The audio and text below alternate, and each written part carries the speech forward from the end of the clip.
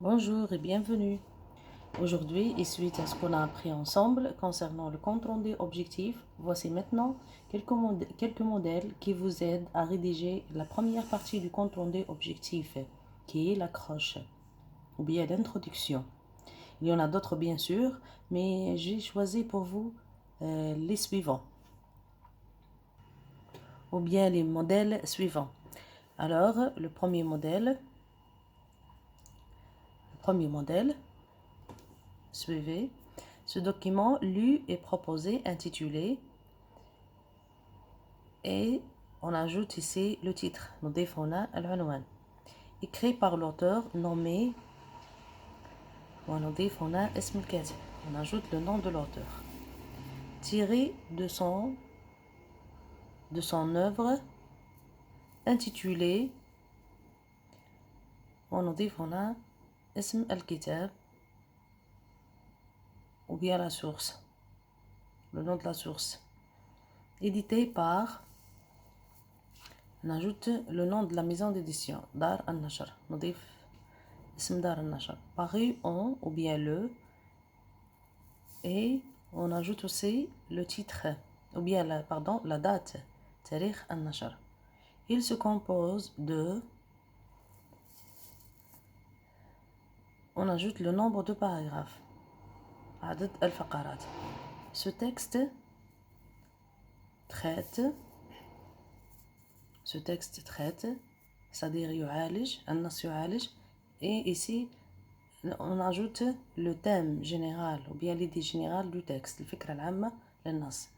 Il vise à la dernière chose, c'est la visée communicative. L'élève ajoute la visée communicative ou bien هدف الكاتب. Ça, c'est pour le modèle numéro 1.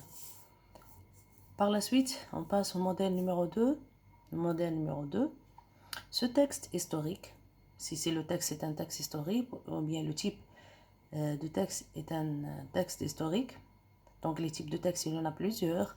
Ce n'est pas le texte historique tout simplement. Vous avez étudié, ça pour les élèves de terminale, vous avez étudié durant toute l'année le texte historique, le texte argumentatif et l'appel, le texte exhortatif. Et j'ai une petite remarque, peut-être dans le bac aussi, ils vont vous proposer d'autres types de textes que vous avez étudiés aux première année ou bien aux deuxième année. هذه الملحوظة أحب أن نشير لها أن التلميذ قد يكون النص الذي أمامه في البكالوريا هو نص درسه أو نوع النص رآه في السنة الأولى أو في السنة الثانية, tel que le texte explicatif ou bien narratif, مثل le texte explicatif ou bien le texte narratif.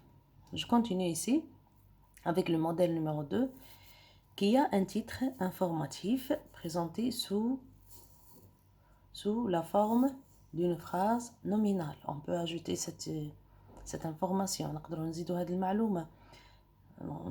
إذا كان le texte ou bien le titre sous forme d'une phrase nominale, l'élève il peut signaler ça. Et nous écrivons ici le titre. العنوان se compose de, ici le nombre de paragraphes, عدد الفقرات. Il a été écrit par l'historien nommé, et on ajoute le nom de l'auteur. On peut remplacer, ça dépend du type de texte, ou bien ça dépend de l'écrivain. On peut remplacer le mot historien par l'énonciateur, par l'écrivain, par le journaliste, et ainsi de suite. Extrait de son ouvrage intitulé, et on ajoute aussi le nom de l'ouvrage, ou bien le nom de livre. ونضيف هنا عنوان الكتاب publié par la maison d'édition, يعني هنا نضيف اسم دار النشر.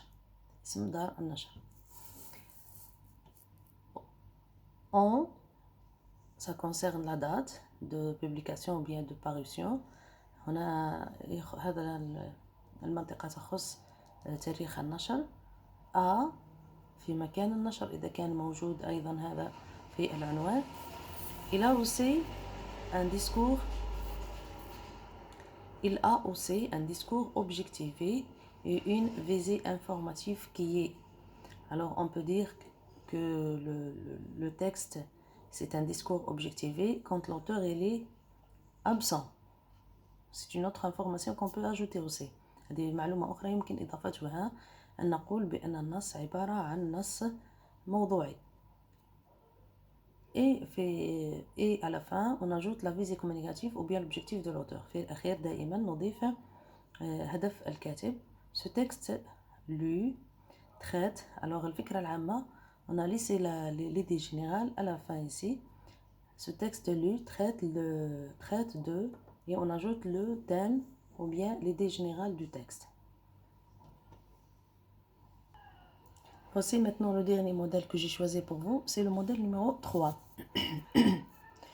L'écrivain, j'ajoute le nom de l'auteur, اسم الكاتب, dans son œuvre, عنوان الكتاب, on ajoute le nom de livre ou bien de l'ouvrage, édité par la maison d'édition, ou bien le إضافة تاريخ النشر, et intitulé, le titre du texte est intitulé عنوان النص. On peut mettre tout simplement une virgule et on continue ou bien on ajoute l'idée générale ou bien le thème du texte. Alors بإمكاننا فقط هنا وضع فاصلة ومواصلة إعطاء الفكرة العامة للنص. Il vise à يهدف إلى, يعني الكاتب هنا في نصه يهدف إلى, ونضيف la visée communicative ou bien on ajoute l'objectif de l'auteur. Alors notez bien, les informations qu'on a citées pour l'accroche, des fois, elles ne sont pas présentes tous dans un seul texte. يعني هذه المعلومات التي سبق ذكرها في الأمثلة أو النماذج الثلاثة يمكن أن لا تتوفر في نص واحد.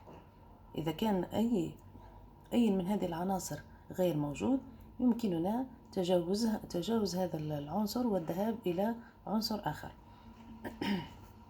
Maintenant, j'ai quelques remarques pour vous. La première remarque, c'est le texte ne contient pas de titre.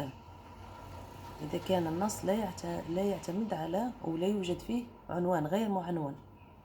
في العادي عندما يكون النص معنون ونقوم بكتابة le compte rendu objectif نكتب الجملة التالية qui a pour titre ou bien elle est intitulée. إذا كان غير معنون يمكننا تعويض هاتين الجملتين ب sans titre. نقول ce texte sans titre أو نستغني تماما عن هذه الجملة, ne pas écrire la phrase. الملاحظة الثانية si la source est une source d'un ou bien si la source est un journal ou bien une revue. Alors normalement lorsque la source lorsque la source est un livre, nous écrivons la phrase suivante normalement dans le compte rendu objectif. Le texte ou bien l'écrit extrait de son ouvrage, mais c'est la source est un journal, on dit extrait d'un journal ou bien d'un article de presse. La même chose quand l'écrivain c'est un historien, on dit l'historien. Et je vous ai dit aussi dans le modèle numéro 2, on peut remplacer le mot historien par l'écrivain ou bien l'énonciateur et ainsi de suite. Mais s'il s'agit d'un journal ou bien d'une revue, on dit le journaliste.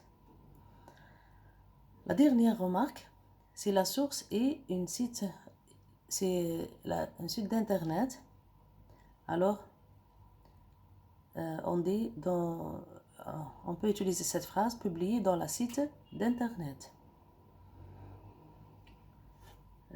Pardon, j'ai oublié une autre remarque, c'est le texte contient des modalisateurs. إذا كان النص فيه علامات تدل على موضوع ذاتية الكاتب. On dit que l'auteur est ou bien c'est un discours subjectivé. إذا كان النص لاحظنا فيه غياب الكاتب, on dit que le texte est un discours objectivé. Et je vous ai donné ces deux remarques dans le modèle numéro 2. Alors, avant de vous laisser, j'ai quelques conseils. Je vous ai quelques conseils. J'ai pour vous quelques conseils. Alors, la première, il faut prendre par cœur l'un des modèles proposés, là où vous sentez à l'aise. Alors يجب عليكم اختيار النموذج الذي تحسون فيه براحتكم وحفظه حفظا تاما.